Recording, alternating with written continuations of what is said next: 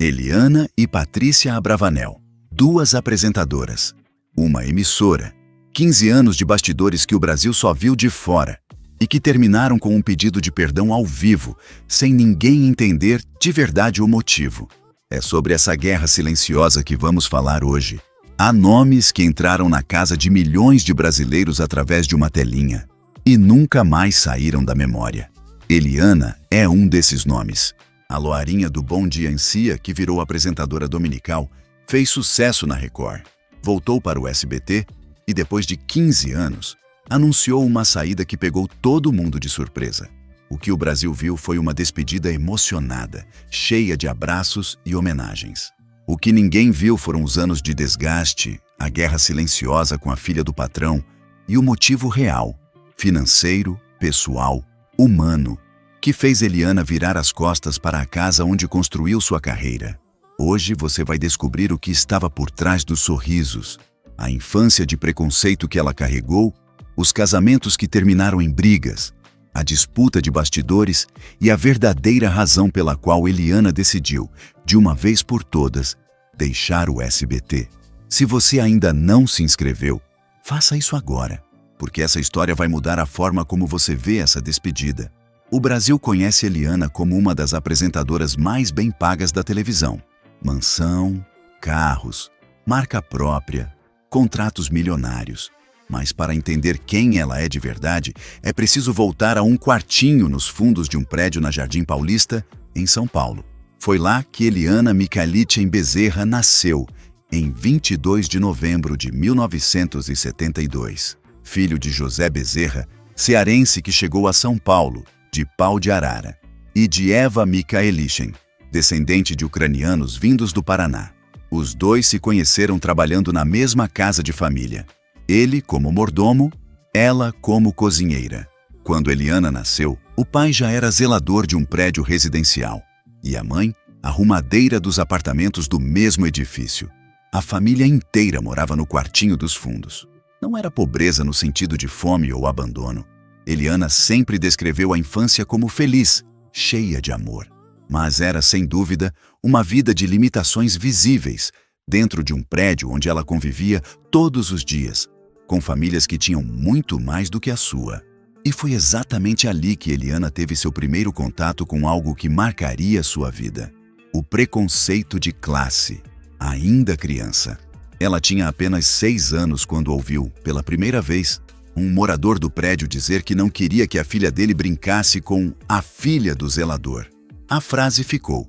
Décadas depois, já milionária, Eliana relembraria esse momento em entrevistas. Não com rancor, mas como o ponto de partida de uma motivação que nunca a abandonou. Não quero que minha filha brinque com essa filha de zelador. Não quero essa filha de zelador na minha casa. Eliana ouviu isso aos 6 anos e nunca esqueceu. Mas enquanto a menina do quartinho dos fundos crescia ouvindo esse tipo de comentário, algo dentro dela já apontava para outro caminho. Aos 7 anos, andando pela cidade com a mãe, Eliana encontrou no chão um papel. Era uma convocação para testes de modelo infantil. Ela pegou o papel, deu para a mãe e disse que queria ser artista. A primeira tentativa foi um golpe. O estúdio sumiu com o dinheiro que Dona Eva havia economizado. Mas a mãe não desistiu. Conseguiu colocar a filha numa agência de verdade. E o que começou como um sonho de uma criança de 7 anos, dentro de um quartinho de zelador, se transformaria poucos anos depois em uma das maiores carreiras da televisão brasileira. Aos 13 anos, ela já cantava em grupo. Aos 16, integrava o Banana Split, ao lado de Gugu Liberato. Aos 18, estreava como apresentadora no SBT, no programa Festolândia. A menina que ouviu filha de zelador como insulto estava prestes a se tornar um dos nomes mais lucrativos da televisão brasileira. Mas o que ninguém esperava era a velocidade com que isso aconteceria e o que essa velocidade custaria. E foi exatamente quando o sucesso começou a chegar rápido demais que a vida pessoal de Eliana começaria a entrar em rota de colisão com a carreira. Em 1991, Eliana assumiu o comando do Bom Dia Ancia, ao lado da boneca Melocoton e do robô Flitz. O programa foi um sucesso estrondoso. Discos, produtos licenciados, shows pelo Brasil inteiro. Em poucos anos, a garota que cresceu no quartinho dos fundos estava ganhando mais dinheiro do que jamais havia imaginado. E o que ela fez com esse dinheiro diz tudo sobre quem ela é. Aos 15 anos, segundo relatos da própria Eliana, ela já havia comprado uma casa para os pais. Não foi um gesto simbólico. Foi, segundo ela mesma descreveu, uma necessidade quase visceral. A coisa que eu mais desejava era comprar uma casa para a gente nunca mais correr o risco de ser mandado embora e não ter para onde ir. Pense no peso disso. Uma adolescente, no auge da fama, usando o primeiro grande dinheiro da vida não para si mesma, mas para garantir que os pais nunca mais vivessem sob o teto de outra pessoa. A mesma menina que ouviu aos 6 anos que não era bem-vinda na casa dos outros, agora dava aos próprios pais uma casa que era só deles. E aqui está o detalhe que poucas pessoas sabem. Mesmo depois disso, mesmo com a filha já milionária, José Bezerra continuou trabalhando como zelador do mesmo prédio por quase 40 anos. Em 1999, quando Eliana já completava 1 ano de contrato com a Record e erguia uma mansão em Alphaville com 107 metros quadrados só na suíte dela, o pai continuava na portaria todos os dias, como sempre fez. Ele só deixou o posto décadas depois.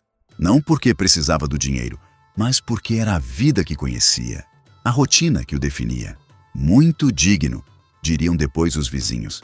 A filha construía mansões. O pai continuava de uniforme na portaria do mesmo prédio. Enquanto a carreira de Eliana decolava em velocidade de foguete, ela ainda tentava manter os pés no mundo normal.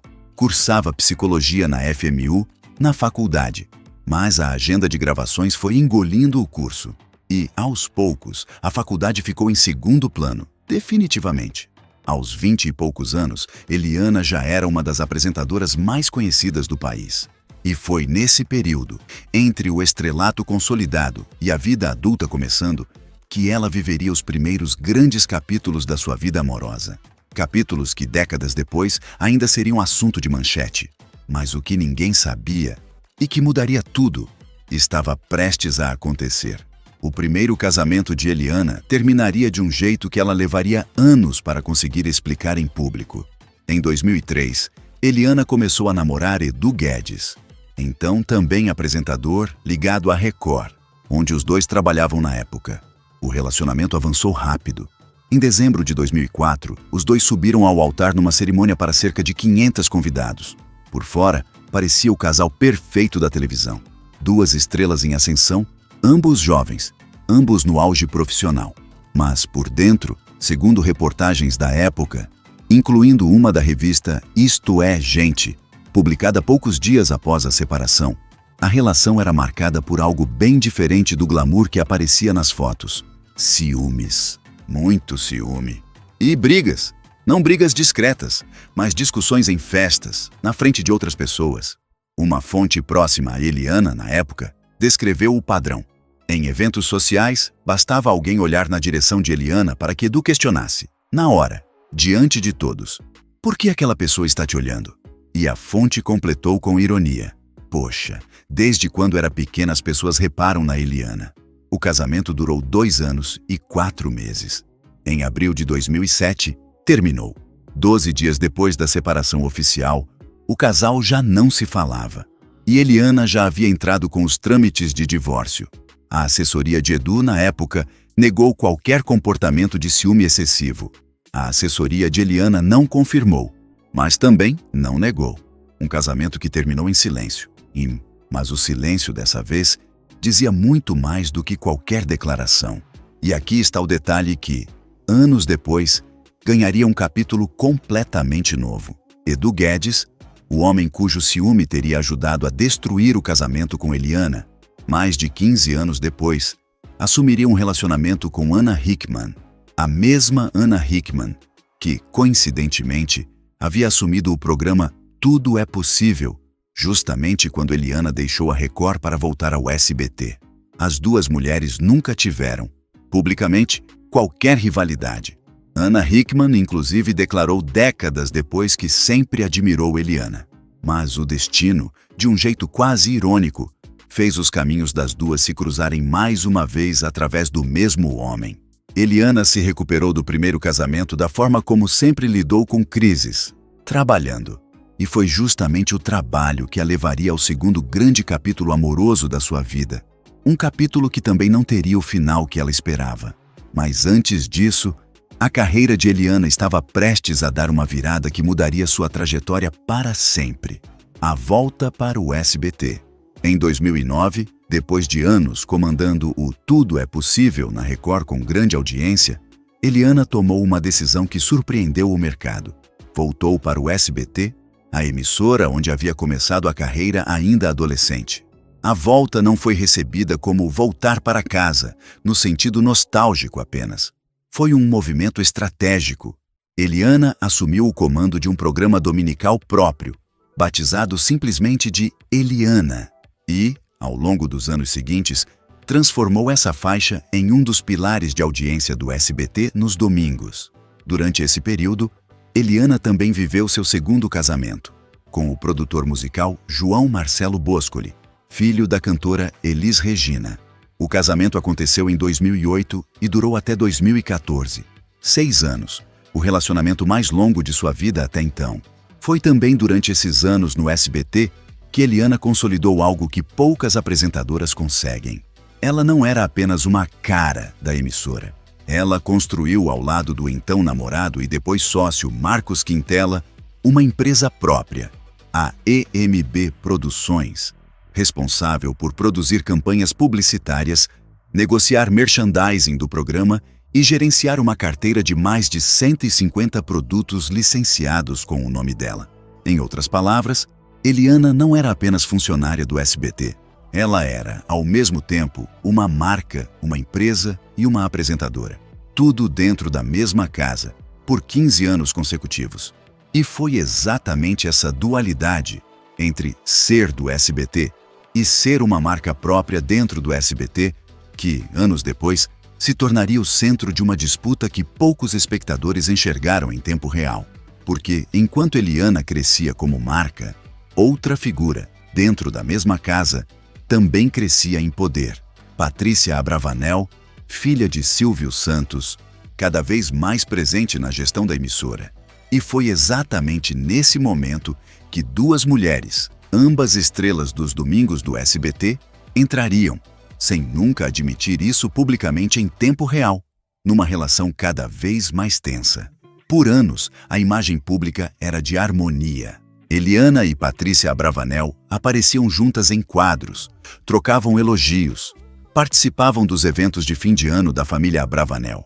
Mas, segundo relatos publicados por colunistas com fontes dentro do SBT, entre elas a colunista Fábia Oliveira do Metrópolis, a realidade dos bastidores era bem diferente. Segundo essas fontes, Patrícia Abravanel e Eliana não se bicavam, e as duas já vinham em guerra dentro da emissora há um bom tempo. A ordem interna, no entanto, era abafar o climão entre as duas apresentadoras.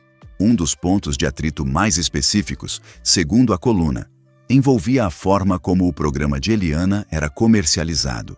Teria partido de Patrícia uma orientação para que as cotas publicitárias do programa Eliana fossem vendidas sem usar o nome do programa, apenas como um programa de domingo do SBT apresentado por Eliana, sem destacar a marca Programa Eliana em si. Para qualquer apresentadora isso já seria desconfortável, mas, para Eliana, que lembre-se, havia construído uma empresa inteira em torno do próprio nome e da própria marca, isso tocava diretamente no que ela mais valorizava, a identidade do seu trabalho. Ao saber da orientação, Eliana bateu o pé. Segundo a coluna, ela se recusou a aceitar que seu programa fosse vendido de forma genérica, sem o nome que ela havia construído ao longo de anos. Esse foi apenas um dos atritos. Mas, segundo as mesmas fontes, havia um pano de fundo maior e mais delicado por trás de toda essa tensão. A situação de saúde de Silvio Santos, já fragilizada havia anos. Segundo relatos, Eliana já sabia e já havia se preparado internamente para isso, que, no momento em que Silvio Santos morresse, sua posição dentro do SBT mudaria completamente. Sem o fundador por perto, o equilíbrio de poder dentro da emissora passaria, definitivamente, para as mãos da família. e, especificamente, de Patrícia. E foi exatamente esse cálculo, silencioso, estratégico, nunca admitido publicamente em tempo real, que começaria a desenhar o capítulo final da história de Eliana no SBT. Mas o que ninguém sabia, e que mudaria tudo, era que a situação ficaria ainda mais delicada quando entrasse em jogo um segundo problema: dinheiro. Enquanto a tensão com Patrícia Abravanel crescia nos bastidores, um segundo problema, mais concreto e mais fácil de medir, também se acumulava: o investimento ou a falta dele no programa de Eliana. Segundo informações publicadas pelo jornal Extra, entre 2022 e 2024, o programa Eliana praticamente não recebeu nenhum investimento por parte do SBT. Um pedido específico de Eliana, por um cenário novo, depois de anos com o mesmo set, teria sido simplesmente esnobado pela direção da emissora. E não parava aí. As viagens internacionais que Eliana fazia para produzir matérias e quadros especiais do programa, viagens que em qualquer emissora de porte normalmente seriam custeadas pela própria empresa, não saíam do bolso do SBT. Eram financiadas, segundo o Extra, em parceria com marcas que faziam publicidade com Eliana em suas redes sociais pessoais. Em outras palavras, a apresentadora estava, na prática, financiando seu próprio programa através de acordos publicitários pessoais, enquanto a emissora que exibia o programa não investia nele. E havia ainda um nome específico apontado como o centro dessa insatisfação: Daniela Beirute, a nova presidente do SBT e uma das filhas de Silvio Santos mais envolvidas na gestão executiva da emissora. Segundo o Extra, Eliana estava insatisfeita com a forma como era tratada por Daniela. Uma insatisfação que ia muito além de um pedido de cenário recusado. A equipe de Eliana também estaria, segundo a reportagem, chateada com a situação. E o motivo era simples de entender. Eles viam, em outras emissoras, profissionais com audiências parecidas recebendo estruturas, orçamentos e tratamento completamente diferentes. 15 anos de casa, um programa de sucesso todos os domingos. E mesmo assim, sem verba para um cenário novo. E o detalhe mais curioso de toda essa história é que depois da saída de Eliana, esse motivo praticamente passou em branco na cobertura da imprensa. Exceto por um detalhe que quase ninguém notou. Numa das últimas gravações externas do programa, em Portugal, o ator Tiago Barnabé, que interpretava a personagem Narcisa, fez uma piada que parecia uma indireta direta à própria situação. Eliana, no vídeo, pergunta se pode pedir mais um suco. E o personagem responde simplesmente: "Não, a gente tá sem verba." A plateia riu. Eliana riu. Mas a piada, escondida dentro de uma gravação descontraída em Portugal, dizia mais sobre os bastidores do SBT do que qualquer comunicado oficial jamais diria. E foi exatamente essa combinação: tensão com Patrícia, falta de investimento e a sensação de estar carregando o próprio programa nas costas, que levaria Eliana a tomar a decisão que pegaria o Brasil de surpresa. Em 1º de abril de 2024, uma segunda-feira, o SBT anunciou, oficialmente, a saída de Eliana da emissora, depois de 15 anos. A nota enviada à imprensa foi cuidadosa. A decisão, segundo a emissora, havia partido da própria Eliana. Uma saída amigável, descrita em termos cordiais, sem qualquer menção a conflitos. Mas, como já vimos, por dentro a história era outra.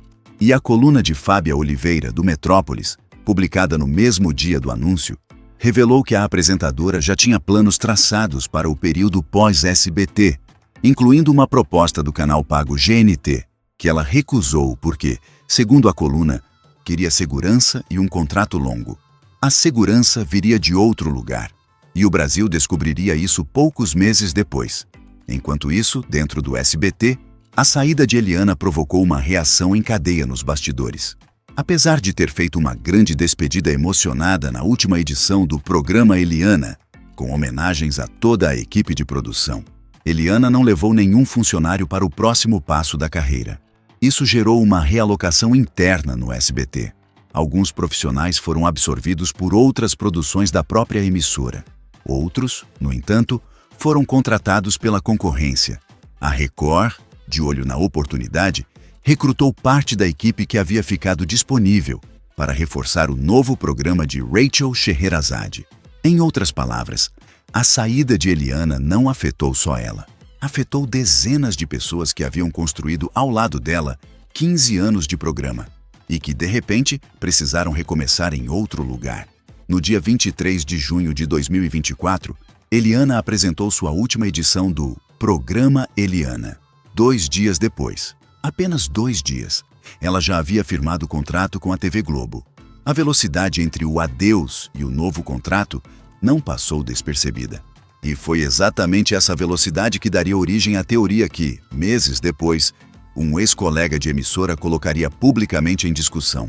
Mas o que ninguém sabia, e que mudaria tudo, era que essa não seria a última polêmica envolvendo a saída de Eliana. Uma nova revelação, vinda de dentro do próprio SBT, estava prestes a colocar tudo em outra perspectiva.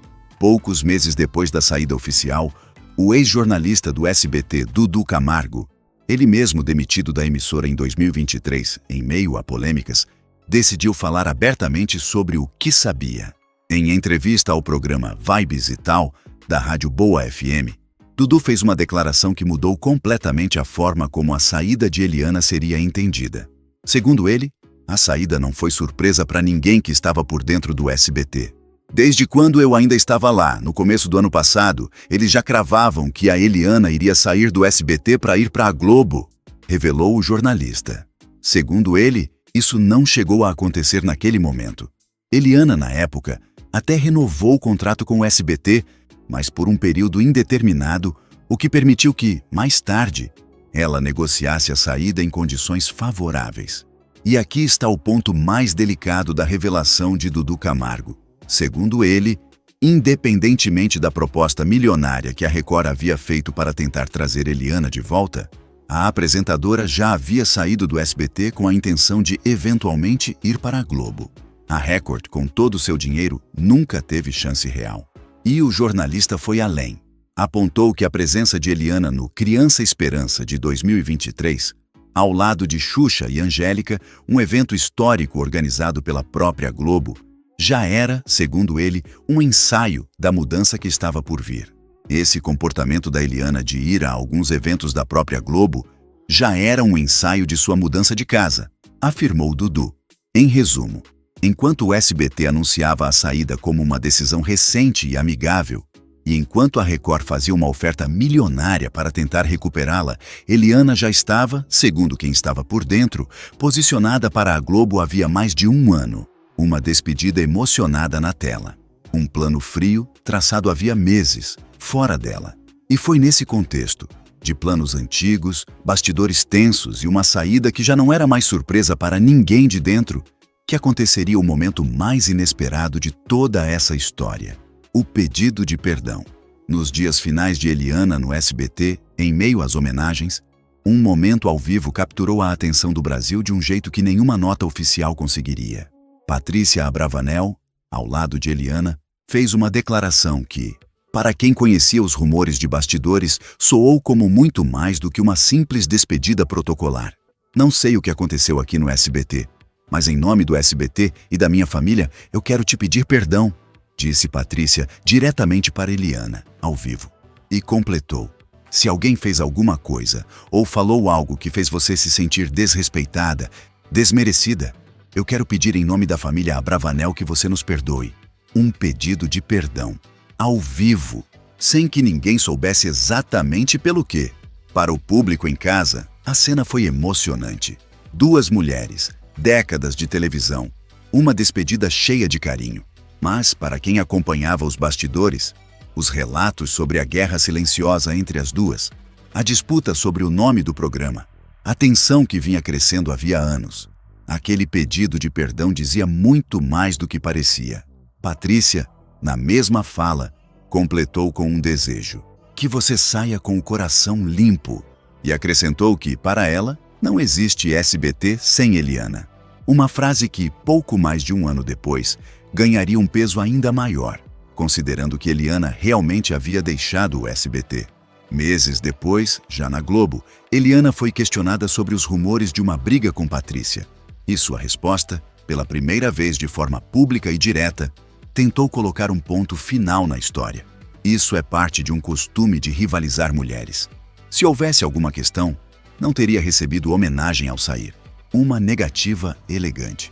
Mas uma negativa que, paradoxalmente, só existiu porque a pergunta sobre a rivalidade já havia se tornado pública o suficiente para precisar de resposta. 15 anos de casa. Um pedido de perdão sem explicação. E uma negativa que, no fundo, confirmou que havia, sim, alguma coisa para se desculpar. 2 dias depois de se despedir do SBT, Eliana assinou com a TV Globo. E ao longo de 2024 e 2025, sua chegada à emissora carioca foi tudo menos discreta. Ela gravou a vinheta de abertura do Saia Justa ao lado das demais apresentadoras. Fez campanhas publicitárias para a Black Friday da emissora. E, segundo revelações posteriores do diretor da Globo, à Folha de São Paulo, sua contratação fazia parte de um plano muito específico. A emissora sabia que Ivete Sangalo não continuaria no The Masked Singer Brasil e precisava de um nome forte para substituí-la. Ouvimos que Eliana, com uma carreira impecável, vivia um desgaste com o SBT. Entrei em campo, vi que estava desgastada mesmo e criamos um pacote que inclui o Saia Justa, um especial de Natal e um programa de Black Friday, contou o diretor. Em outras palavras, a própria Globo confirmou, em entrevista, o que os bastidores já diziam havia meses. Eliana estava desgastada no SBT, e a Globo aproveitou exatamente esse desgaste para construir uma proposta sob medida. Hoje, aos 53 anos, Eliana comanda o The Masked Singer Brasil na Globo. Participa do Saia Justa e segue construindo, através da EMB Produções, sua própria marca. Algo que, lembre-se, foi exatamente o ponto central da briga silenciosa que ela travou nos bastidores do SBT. A menina que ouviu aos 6 anos que não era bem-vinda na casa dos outros e que aos 15 comprou uma casa para os pais nunca mais precisarem se preocupar com isso, hoje está numa casa nova, a maior emissora do Brasil. Depois de ter passado 15 anos numa casa onde, segundo todos os relatos, ela já não era mais tão bem-vinda quanto parecia. 2 casamentos marcados por ciúme e brigas. Uma guerra silenciosa com a filha do patrão. Anos sem investimento, financiando o próprio programa. Uma saída planejada havia mais de 1 ano, escondida sob uma despedida emocionada. E um pedido de perdão, ao vivo, que ninguém nunca explicou de verdade. Eliana passou da casa de zelador para as casas de milhões de brasileiros, todos os domingos, durante mais de 3 décadas. E o caminho até aqui nunca foi tão simples quanto os sorrisos de televisão deixavam parecer. Por trás da apresentadora sempre sorridente, existe uma mulher que enfrentou preconceito desde criança, que viveu casamentos marcados por ciúme, que travou, em silêncio, uma disputa de poder com a família que comanda uma das maiores emissoras do país e que, no fim, decidiu seguir seu próprio caminho. Talvez essa seja a verdadeira lição da história de Eliana. Às vezes, a saída mais elegante é exatamente aquela que parece a mais tranquila, mas que, por dentro, foi planejada com a mesma determinação de uma menina de 7 anos, que pegou um papel do chão e decidiu mudar a própria vida. Agora, eu quero saber de você. O que mais te surpreendeu na história de Eliana? Foi a infância no quartinho do zelador? O casamento com Edu Guedes? A guerra silenciosa com Patrícia Abravanel? Ou o pedido de perdão ao vivo? Conta nos comentários. Se esse vídeo te trouxe algo, uma reflexão, uma surpresa, uma nova forma de ver essa história, se inscreve agora e ativa o sininho. A gente publica toda semana, sempre com as histórias reais por trás da fama. No próximo vídeo, vamos contar a história de outro nome que marcou gerações e que esconde, atrás do sucesso, uma reviravolta que poucos conhecem. Não vai querer perder. Até lá!